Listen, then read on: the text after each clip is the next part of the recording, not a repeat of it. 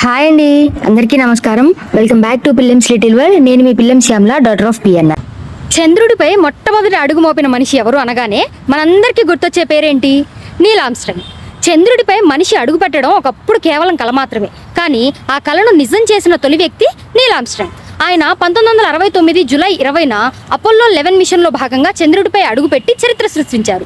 ఆయనతో పాటు buzz Aldrin చంద్రుడిపై నడిచారు, మైకేల్ కాలిన్స్ చంద్రుడి కక్షలో ఉన్నారు. విమానాలు నడపడం నుంచి నాసాలో వ్యోమగామిగా మారే వరకు నీల్ ఆర్మ్స్ట్రాంగ్ ప్రయాణం ఎంతో స్ఫూర్తిదాయకం. అందుకే ఆయన పేరునే మనం మొదట గుర్తు తెచ్చుకుంటాం. ఈ రోజు ఆయన వర్ధంతి సందర్భంగా ఒక విషయం గుర్తు చేసుకుందాం.